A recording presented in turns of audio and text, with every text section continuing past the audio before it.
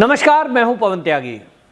मोदी सरकार ने 3 कृषि बिल वापसी लेने की घोषणा कर दी है और यह घोषणा मोदी जी ने स्वयं की। लेकिन इस वापसी की घोषणा के बाद से देश के विपक्षी नेता मोदी जी की खिल्ली उड़ा रहे हैं और वो ये कह रहे हैं कि सरकार को झुकाने में आखिरकार जो किसान आंदोलन कर रहे नेता थे वो कामयाब हो गए। वहीं दूसरी तरफ जो किसान आंदोलन नेता चला रहे थे वो अभी भी जिद पे अड़े हैं और वो कह रहे हैं अभी तो बाकी चीजें भी रह रही हैं, यानी अभी और मांग भी मनवानी है जिसमें केस वापसी जैसे मुद्दे भी हैं। लेकिन एक सवाल है, क्या वाकई में मोदी जी झुक गए हैं? जो मोदी जी को जानते हैं, मोदी जी की जीवन की शैली को जानते हैं, वो जानते हैं कि मोदी जी कभी भी निजी स्वार्थ के चलते तो कभी भी झुक सकते हैं, लेकिन देश के मुद्दे पर वो कभी झुकते नहीं है। ये इतिहास है। तो क्या मोदी जी ने ये 3 कृषि बिल वापसी किए हैं, इसके पीछे भी कोई देश से जुड़ा हुआ मुद्दा है? जी हां, आप गौर करेंगे जब सुबह मोदी जी ने ये घोषणा की कि सरकार ने ये निश्चित किया है कि 3 कृषि बिल जिनके ऊपर विवाद है, उन विवादों को लेकर बनाए तो हमने, उनका वाक्य था और उस वाक्य में वो राज छुपा है जिसके कारण से 3 कृषि बिल ये वापसी लेने की घोषणा मोदी जी ने की है। और वो वाक्य हैं, मोदी जी ने कहा किसानों के फायदे के लिए इन कृषि कानूनों को लाया गया था, लेकिन देश की सुरक्षा के लिए इसे वापस लिया जा रहा है। ये जो मोदी जी के द्वारा बोली गई लाइन है, ये बहुत महत्वपूर्ण है और ये पूरा कारण बताती है। जो लोग भारतीय जनता पार्टी के नेताओं को, प्रवक्ताओं को, मीडिया वाले लोग पूछते घूम रहे थे कि ये 3 कृषि बिल का अचानक फैसला कैसे हुआ, ये मोदी जी ने वापसी क्यों लिए हैं, किसी भी बीजेपी के लीडर ने इस पर कोई वक्तव्य नहीं दिया। कृषि मंत्री सामने आए नरेंद्र तोमर, और उन्होंने भी इसी लाइन को दोहराया कि हम कुछ लोगों को ये समझाने में नाकामयाब रहे हैं, बिल तो अच्छे थे, और उन्होंने कुछ काम गिनाए जो मोदी सरकार ने किसानों के हित में किए हैं। लेकिन एक लाइन वो मोदी जी की, वो अपने आप में सारे मुद्दे को समझाती है कि आखिरकार मोदी जी ने ये 3 कृषि बिल वापसी करने की घोषणा क्यों की है। और वो लाइन यही है कि हमने किसानों के फायदे के लिए इन कानूनों को लागू किया था, लेकिन देश की सुरक्षा के लिए इनको वापस लिया जा रहा है। तो आखिरकार क्या देश की सुरक्षा को ध्यान में रखते हुए ये 3 कृषि बिल वापसी लिए गए? जी हां, आपको मैं बताता हूं वो राज जिसके कारण से मोदी जी ने ये 3 कृषि बिल वापसी लिए हैं। कुछ लोग कह रहे हैं कि 5 राज्य के चुनाव हैं, इन चुनाव की वजह से लिए हैं। तो उन लोगों को मैं बता देना चाहता हूं कि मोदी जी के जो काम है, केंद्र सरकार के द्वारा जो किसानों के हित में लिए गए कदम हैं,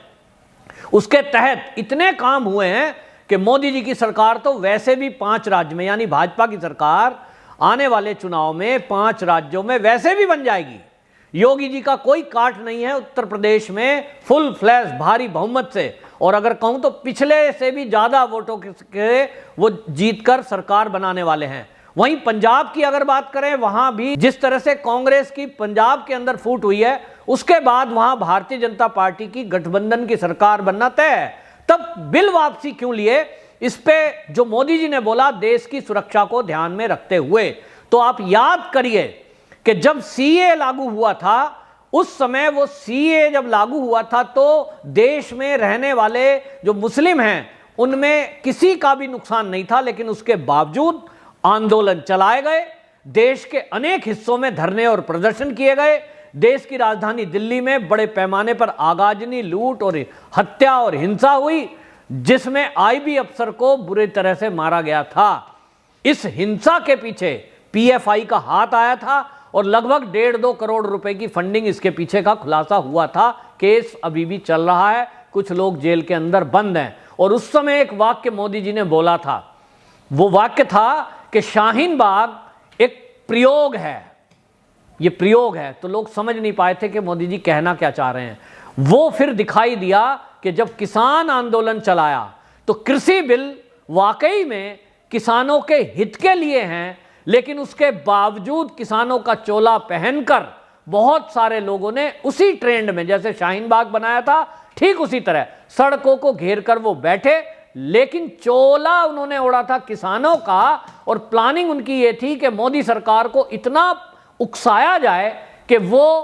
आंदोलनकारियों पे बल प्रयोग करे और उसके सहारे से वो पूरे देश में दंगा फैलाएं। योजना के पीछे खालिस्तानी मूवमेंट चलाने वाले लोग थे और उन खालिस्तानी मूवमेंट चलाने वाले लोगों के पीछे चीन था। तो चीन की इस हरकत की जानकारी मोदी सरकार को जब लगी तो मोदी सरकार ने तय किया कि इस आंदोलन को टैकल करेंगे, प्रेम से, प्यार से लोगों को समझाएंगे और इस आंदोलन को प्यार से ही खत्म करेंगे, बल प्रयोग करना नहीं है, क्योंकि इन जो ये षड्यंत्रकारी हैं इनके षड्यंत्र को कामयाब नहीं होने देना है। 1 साल बीता, मोदी जी के पास जितनी इनपुट आती गई वो इनपुट्स ली, सारी योजना बनाई, बिलों के बारे में 12 बार मीटिंग हुई कृषि मंत्री और राजनाथ सिंह जी के अलावा बाकी वरिष्ठ नेताओं ने मीटिंग ली, समझाने की कोशिश की, लेकिन जो आउटपुट निकली वो यही थी कि ये जो किसान नेताओं के नाम पर कुछ लोग हैं वो केवल खालिस्तानी एजेंडे को चला रहे हैं। उन्हें बिलों के बारे में सब कुछ पता है, उन्हें पता है कि ये 3 कृषि बिल से मंडियां समाप्त नहीं हो रही, किसान की जमीन वापसी नहीं हो रही, उसके बावजूद वो झूठ फैला रहे हैं। इसका मतलब एक एजेंडा चला रहे हैं। और अभी उसके बाद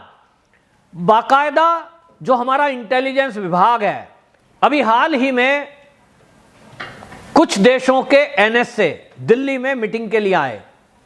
और उनकी जो अगुवाई है वो की थी हमारे देश के एनएसए अजीत डोभाल जी ने। मुद्दा था आतंकवाद और ड्रग और चीन की जो विस्तारवादी नीति है इससे कैसे निपटा जाए, क्योंकि कुछ दिनों पहले हमें खबरें मिली थी कि अरुणाचल प्रदेश में चीन ने एक गांव बसाया हुआ है और वो गांव आज से नहीं, वो 1959 से बसाया हुआ है। 1959 से वो विवादित जगह में है, वो भारत की भूमि नहीं है ना वो चीन की है, एलएसी के पास है, लेकिन 1959 से। और आपको बताएं जिस तरह से ये अरुणाचल प्रदेश की जो बॉर्डर एरिया है चीन ने जो ये किया, इसी तरह भूटान में, भूटान की सीमा में ये इसी तरह का एक गांव बसाया और इन सबको लेकर भारत की चिंता बढ़ी रही थी। इसी बीच अमेरिका की तरफ से एक एडवाइजरी जारी की गई अपने नागरिकों को और उन्होंने कहा कि जम्मू कश्मीर से लगा हुआ जो बॉर्डर का एरिया है उस एरिया में अपने वो जो नागरिक हैं उसके नागरिक, उनको एडवाइजरी जारी की कि आप पाकिस्तान से सटा एरिया जो है कश्मीर का उसके 10 किलोमीटर के दायरे में अमेरिकी नागरिक वहां ना जाएं। इस एडवाइजरी में बाकायदा एक युद्ध की आशंका जताई गई कि पाकिस्तान कभी भी युद्ध कर सकता है और ऐसा इसलिए हो रहा है क्योंकि पाकिस्तान में जो सेना है वहां की वो जैसे कई बार पहले भी कर चुकी है, तख्ता पलट की तैयारी कर रही है और उस जब भी कभी ऐसी घटना हुई है तो वो बॉर्डर एरिया में हमला करते हैं या भारत की तरफ का रुख कर लेती है उनकी सेना। और इस सबको देखते हुए इस बीच में किसान आंदोलन में जो खालिस्तानी मूवमेंट थी इसके बारे में इसकी जांच करने के लिए एनआईए की एक टीम गई थी कनाडा और कनाडा में बाकायदा आईजी लेवल के एनआईए के अफसर गए थे इस जांच करने के लिए कि ये जो किसान आंदोलन चल रहा है इसकी जो फंडिंग हो रही है, जो गुरु पतवंत सिंह पन्नू है जिसने कि लाल किले पर खालिस्तानी झंडा फहराने के नाम पर $2.5 लाख देने की घोषणा की थी, आखिरकार ये सारा आंदोलन चलाने वाले लोग कौन कौन हैं, इनकी क्या क्या जानकारी है। तो उस जानकारी जुटाने के लिए जो एनआईए की टीम थी उसने ये पाया कि ये जो खालिस्तानी मूवमेंट है इसको चलाने के लिए Canada, Britain, America, Australia, France और जर्मनी इन देशों से फंडिंग की जा रही है और इस सब के पीछे चीन का दिमाग चल रहा है। वो चाहता है कि भारत के अंदर आतंकवाद दोबारा से फैले और दूसरी तरफ पाकिस्तान हमला कर दे। ये षड्यंत्र का जब पता लगा और इसके बाद सरकार ने यह तय किया कि भारत के अंदर ये जो किसान आंदोलन के नाम पर ये खालिस्तानी मूवमेंट चलाने वाले लोग बैठे हैं जो गांव के सीधे साधे भोले भाले लोगों को पैसे के बल पर आंदोलन में ला रहे हैं और पैसे के बल पर और नशे के बल पर, क्योंकि नशे की खेप भी आपको ध्यान होगा, पंजाब में ड्रोन के जरिए काफी मात्रा में गिराए गए पैकेट्स और हथियार जिसका खुलासा कैप्टन अमरिंदर सिंह ने किया था। और इसलिए यह तय हुआ कि ये जो षड्यंत्र चीन चल रहा है पाकिस्तान के साथ मिलकर, इसको जवाब देने के लिए इस समय बहुत जरूरी है कि ये किसान नेता जो बने हुए बैठे हैं फर्जी आंदोलनकारी, इनको एक्सपोज किया जाए और किसी तरह वो जो भोले भाले किसान आए हैं लालच में या किसी भी तरह झूठ बोलकर उनको बहका कर लाया गया है कि तुम्हारी जमीन चली जाएगी, उनको उनके घर वापसी भेजा जाए। और इसीलिए मोदी जी ने यह तय किया कि हम 3 कृषि बिल वापसी करने की घोषणा करेंगे, उसके बाद शीतकालीन सत्र में वापसी की प्रक्रिया करेंगे और उसके अलावा कोई और मुद्दे होंगे उनको शॉर्ट आउट करेंगे बैठ करके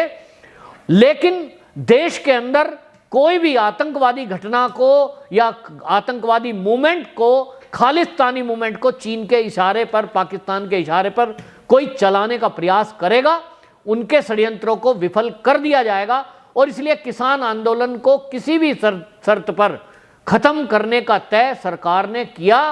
ये बहुत बड़ा कदम मोदी सरकार की तरफ से देश की सुरक्षा के हित में उठाया गया, देश की सुरक्षा को ध्यान में रखते उठाया गया। कोई कहता है मोदी जी झुक गए, तो ठीक है, देश के लिए झुकना